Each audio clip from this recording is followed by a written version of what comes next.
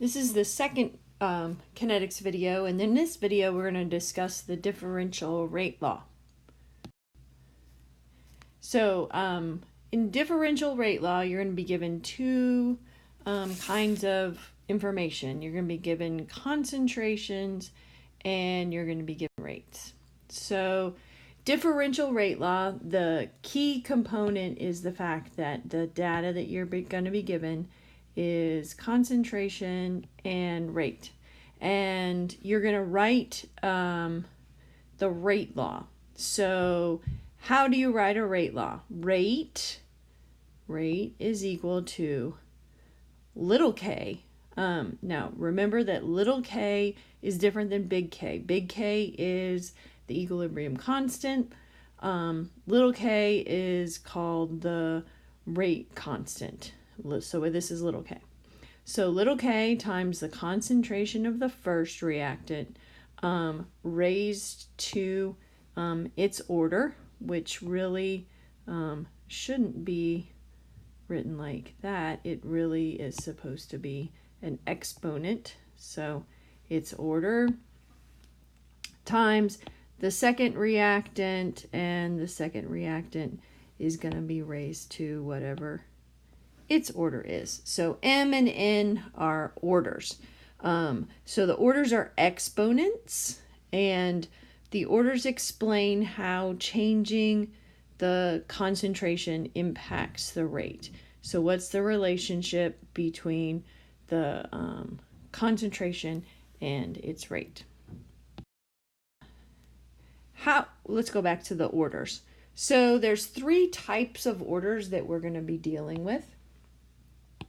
So orders come in either the zero order, the first order, or a second order. So a zero order reactant, if it is a zero order, a zero order has no effect on the rate. So what that means is if I were to double the concentration, so if the concentration was times 2, so if I raise 2 to the 0, well, that's a 1. And so the rate doesn't change. It has no effect on the rate. So that's what a zero order reactant is. If it is a first order reactant, well, first order reactants have a direct effect. So what does that mean? Whatever I do to the concentration will have the same effect on the rate. So if I double the concentration, well, then what will happen to the rate? The rate will also double. If I triple the concentration, well, what will happen to the rate? Well, the rate will also triple. So first order reactants have a direct effect. All right, the last thing that can happen is a second order reactant. Second order reactants have an exponential effect.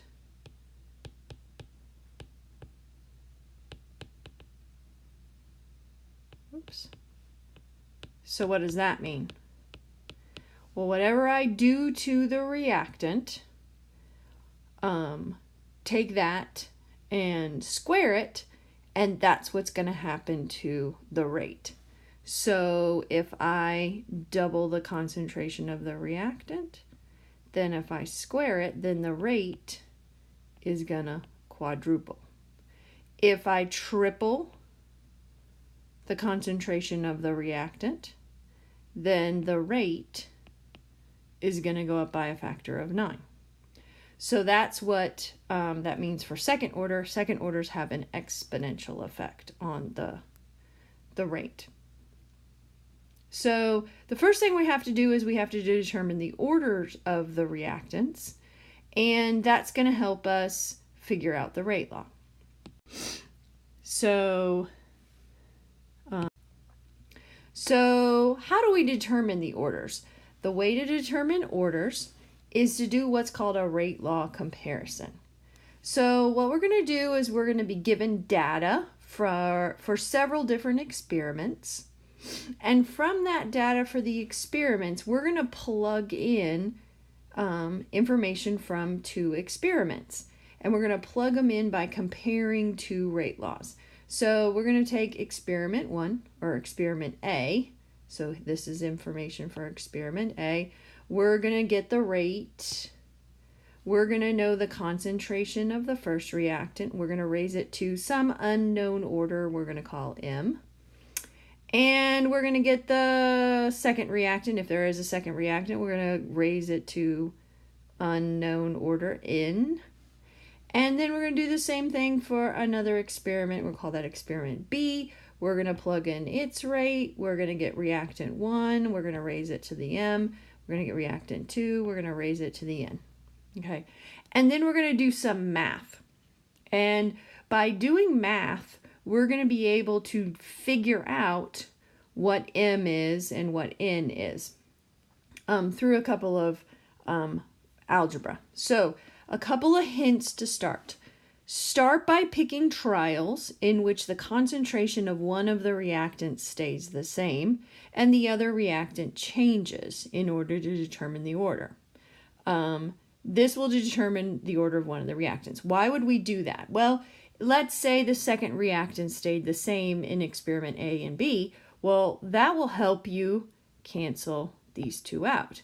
And by doing that, that allows us to simplify our math and get rid of variable N.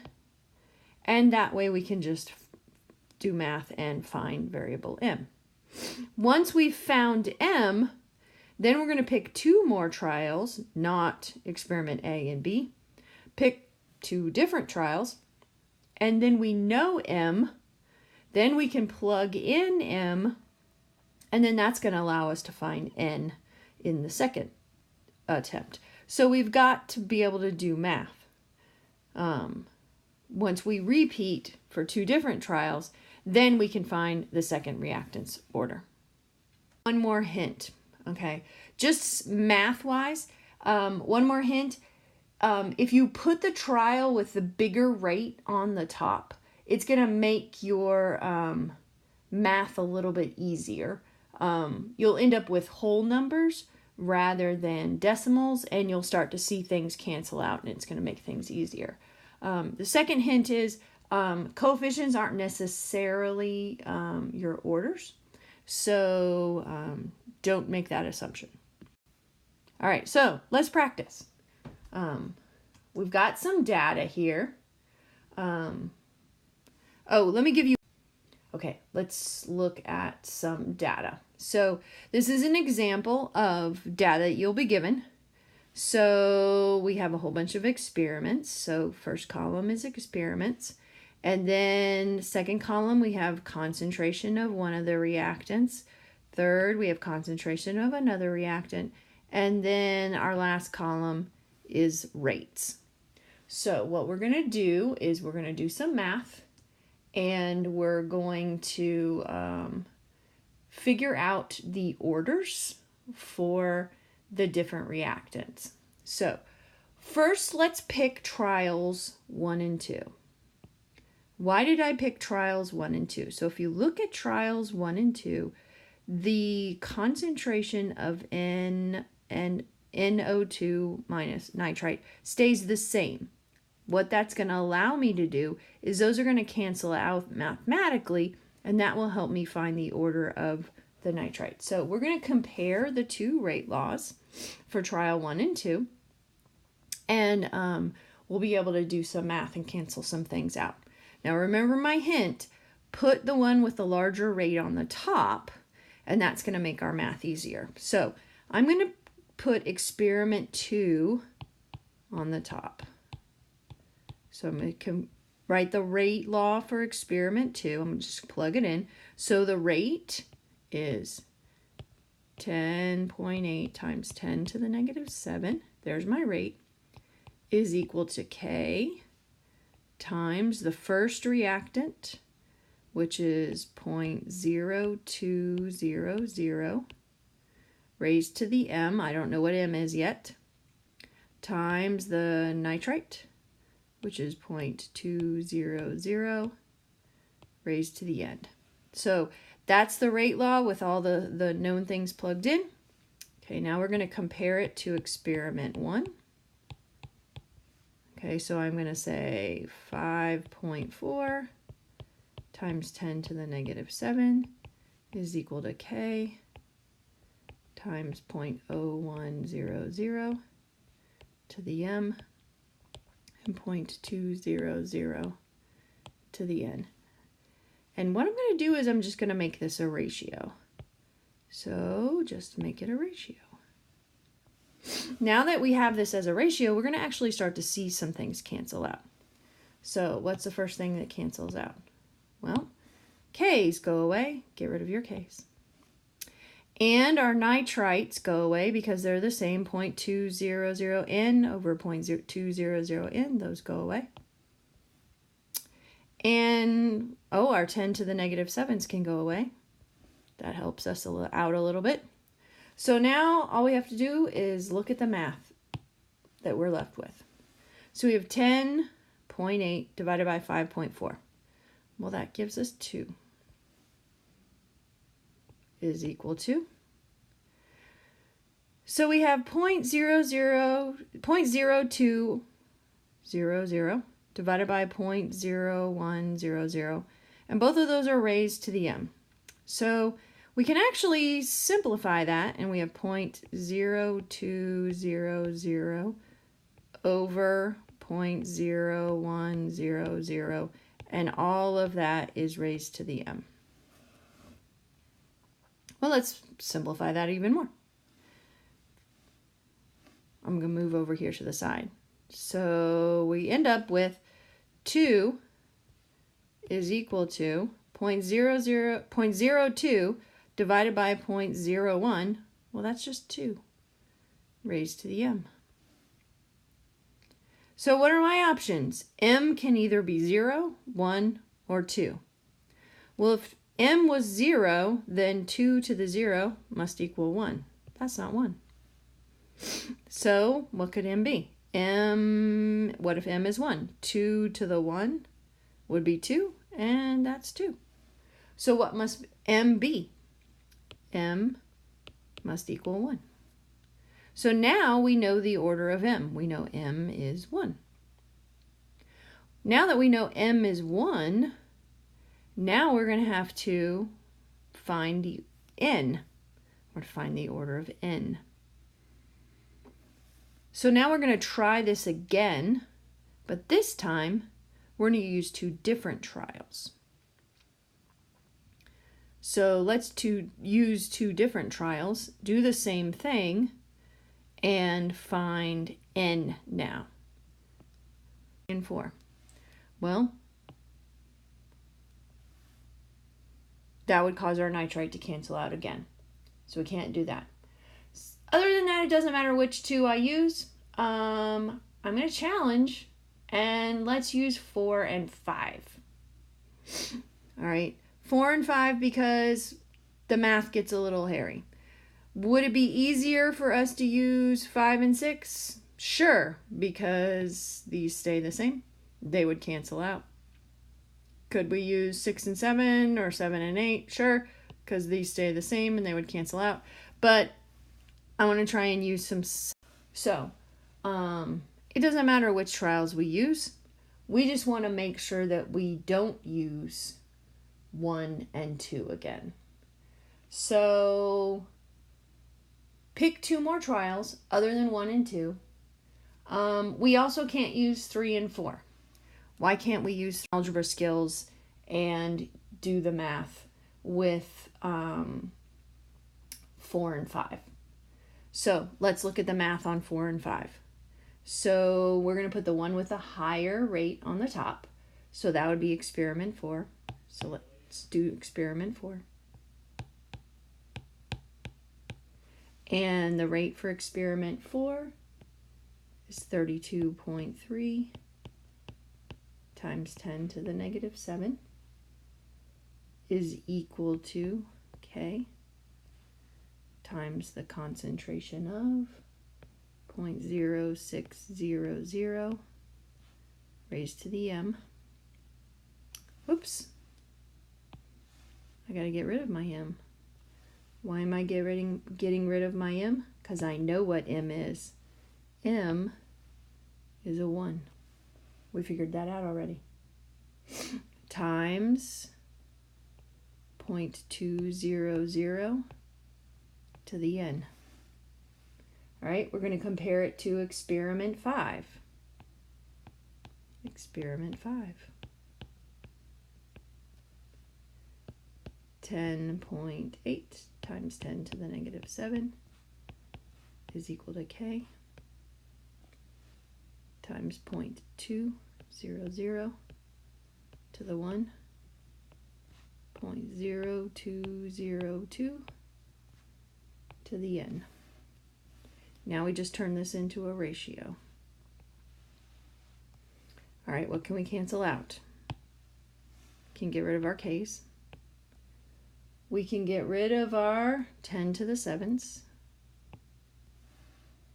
All right, now we just need to do a little bit of math. So 32.3 divided by 10 to the 8. What does that leave us with? That leaves us with 3 equals, all right, 0.06 to the 1, well that's 0.06. 0.2 to the 1, well that's 0.2.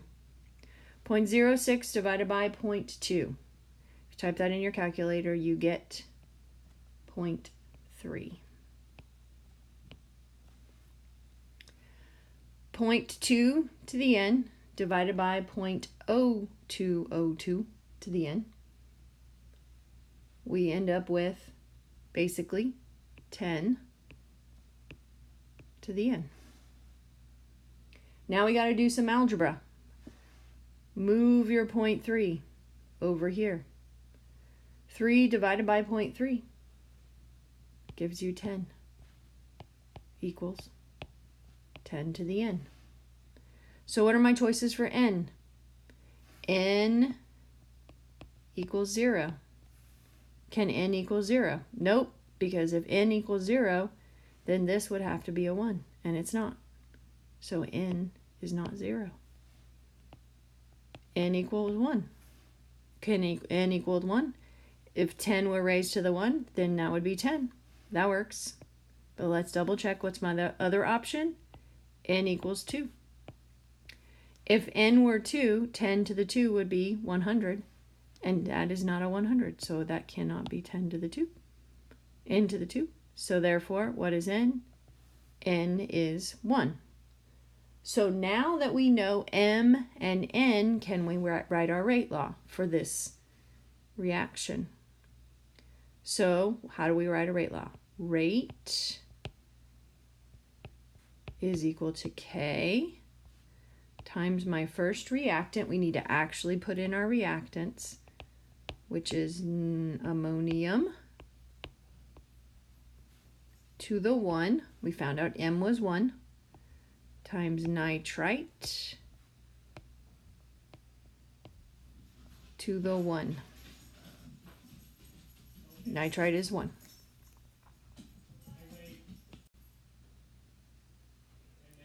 There's the answers all worked out.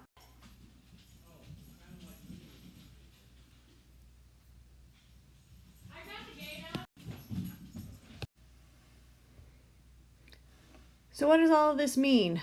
It means the rate is proportional to the concentration of the ammonia. The rate is proportional to the nitrite. Therefore, what two things are going to affect the rate? The rate is proportional to both the concentrations of the ammonium and the nitrite. Or the rate is dependent on the rate constant and the concentration of the ammonia and the concentration of the nitrite. This equation is called the rate law, and K is called the rate constant.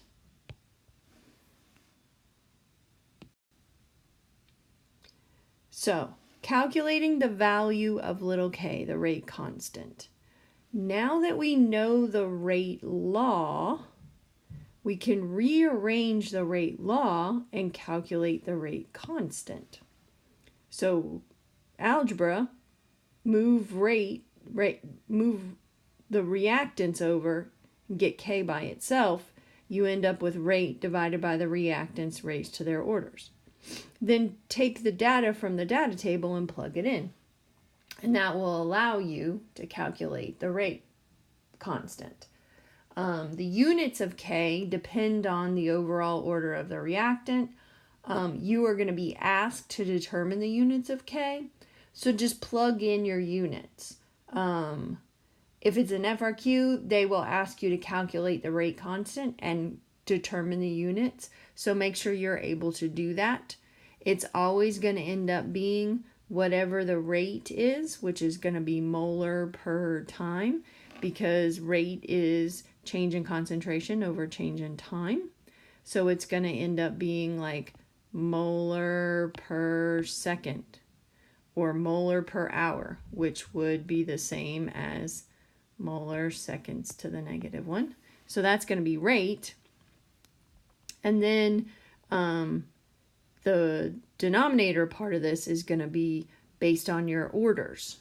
So whatever your orders are of your reactants. So you're going to have to figure that out. It's in concentration, so that's molars. So it's going to be molars raised to your orders. So let's calculate a K based on our rate law that we determined from our data table. So what do we know here? We know our rate law. We know rate is equal to K times the concentration of the ammonium, to the 1, and the nitrite raised to the 1. So let's rearrange that for little k. Little k is equal to rate divided by ammonium to the 1, nitrite to the 1. Now that you have that, pick a trial, any trial, plug in your data from the table, and you'll be able to get your rate constant. Plug in your units while you're doing it, and you can get the units for your little k. I'm going to pick trial number, I'm going to pick trial number 4, just because. So we're going to do, excuse me, 32.3 times 10 to the -7, and the unit is molar per second. I'm just going to write molar seconds to the -1, divided by the ammonium is 0.0600 molar to the 1. And the nitrite is 0.200 molar to the 1. Now we just do our math, plug that in a calculator, and we get 2.7 times 10 to the -4, and it's molar seconds to the -1, divided by molar to the 2. So now fix your molars. That ends up being 2.7 times 10 to the -4. We have a molar on the top and 2 on the bottom, so bring them up, and we're left with molar to the -1, seconds to the -1.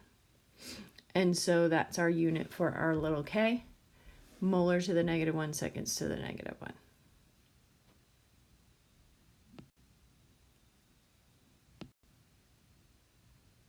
What about overall order for the reaction? Overall order is easy. Overall order is sometimes asked on the question. All you have to do is sum the orders of your reactants. So it's the addition of the order of the first reactant, the order of the second reactant, the order of the third reactant, and on and on and on. So once you have your rate law, just add up the orders of everything and you get your overall order. Okay, once you have your differential rate law, what are the next kind of questions? They're going to ask you, do you know the relationships between the concentrations and the rates and how they determine the orders? Can you determine the rate law from the given data? Can you calculate the rate constant? Can you determine the overall orders?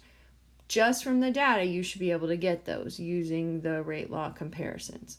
Once you have the rate law, calculate the rate constant, can determine the overall order, then they're going to say, can you determine the rate if you know the concentrations? Or, if I give you a rate and the concentration of one of the reactants, can you determine the concentration of one of the others? All you have to do is plug things into the rate law. Plug it in, plug it in. The next thing they'll do is they'll say, can you determine the rate law without a calculator? Like, for example, in a multiple choice question. Can you look at data and determine the relationships between rate and concentration? Do you understand what the orders mean? Do you understand what a zero order, a first order, a second order is? So we're going to look at those kinds of questions and see if you can handle a multiple choice determine the rate law kind of question. So this is a no calculator kind of question. This would be one that would show up on the multiple choice. So they give you data, concentration and rate, so immediately you know it's a rate law question. So it says, determine the rate law, what's the overall order? Now the second part, calculate the rate constant, determine the rate when the math might get a little hairy, but we can do it. All right, so first determine the rate law. We're going to follow the same steps, but look at how changing the concentration affects the rate. So let's look at our data. What do we see? In trials 1 and 2, what happened to the nitrogen monoxide? The nitrogen monoxide stays the same.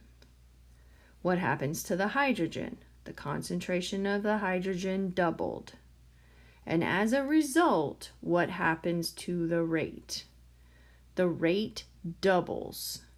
So when the concentration of the hydrogen doubles, the rate doubles. So what kind of effect does doubling the concentration have? Is that a no effect, a direct effect, or an exponential effect?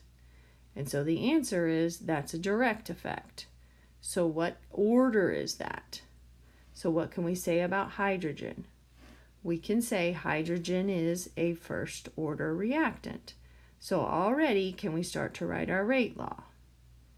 Rate is equal to K times NO times H2. And what do we know about the order of H2? It's a 1. All right. Let's get rid of these. And let's see if we can do the nitrogen monoxide.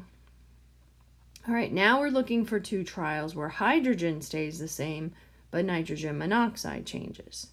So if we look at trials 1 and 3, hydrogen stays the same, nitrogen monoxide doubles. And when the nitrogen monoxide doubles, what happens to the rate? The rate goes up by a factor of 4. So is that a no effect, a direct effect, or an exponential effect? The concentration doubles, the rate goes up by a factor of 4. That's an exponential effect. So what is the order of the nitrogen monoxide? It's a second order. And there we have our rate law.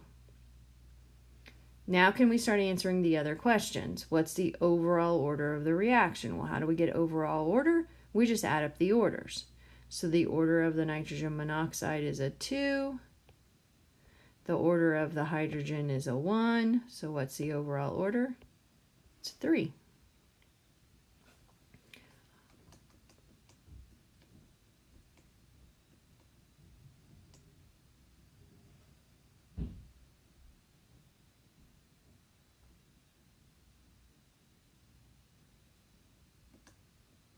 All right. Now what about K? How are we going to calculate K? Well, K, the rate constant,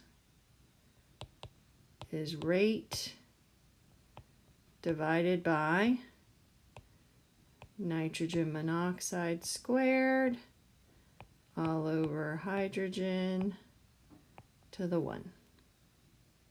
All right. Let's plug and chug into, we're going to pick trial 1. So we end up with 1.23 times 10 to the negative 3 all over nitrogen monoxide is 0.1. But I want to change that. I'm going to change that into 10 to the negative 1. And that's going to get squared. And the hydrogen is also 10 to the negative 1, which is going to go up to the 1. All right, now look what happens with my math. I have 10 to the negative 1 squared, which is 10 to the negative 2. So this is 10 to the negative 2 times 10 to the negative 1. And what's 10 to the negative 2 times 10 to the negative 1? Well, that's 10 to the negative 3. And I have a 10 to the negative 3 on the bottom and a 10 to the negative 3 on the top. And guess what they do? They cancel out. And so what am I left with? I'm left with 1.23. So what is my K? My K is equal to 1.23. Now what about my units? I have molar second to the negative 1 on the top. I have molar cubed on the bottom.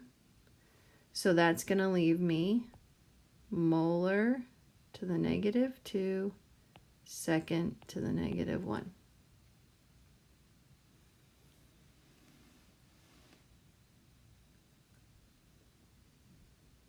All right, last one.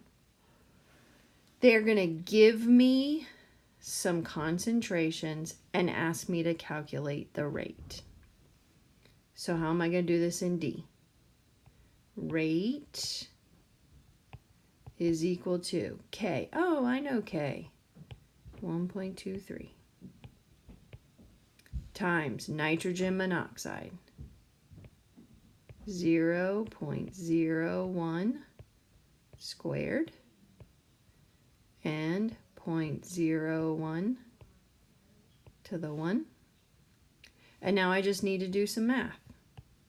I have 1.23, and this is 10 to the negative 2 squared times 10 to the negative 2. Wasn't that 10 to the negative 2 cubed? And that's 10 to the negative 6. So don't I end up with 1.23 times 10 to the negative 6? And that's rate, which means it's molar per second. Now, I know that was a lot of exponent math, and we had to do math without a calculator.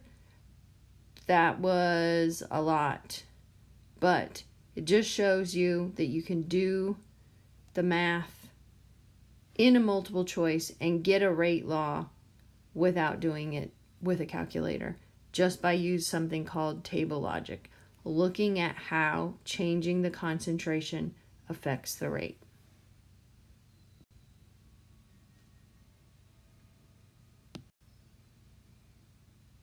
This slide has everything worked out for you if you need to go through it. All right, here's a practice slide. If you want to take some time and practice, work through this practice slide. The answers are on the next slide, but I'll walk you through the answers real quick. Okay, probably need a calculator for this one. So,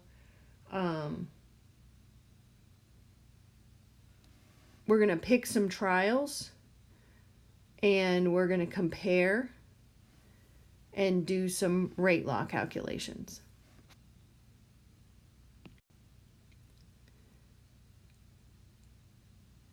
So I'm going to start with trials 1 and 2. So we're going to start with 3.9 times 10 to the negative 6 is equal to K times 0.027 to the M, 0.036 to the N. And we're going to compare it to 2.6 times 10 to the negative 6 is equal to K times 0.18 to the M and 0.036 to the N. Now we're going to compare the two. What can we cancel? We can get rid of this, we can get rid of this, and now we can just do some math.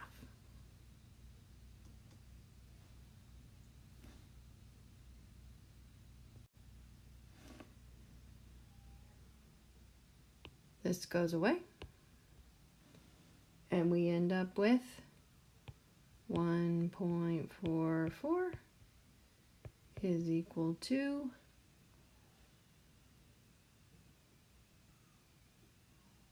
0.027 divided by 0.018 is equal to 1.5 to the M. So what do we have for M? M must be 1.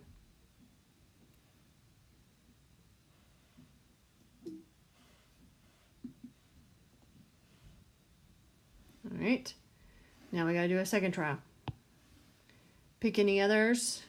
It doesn't matter which you pick.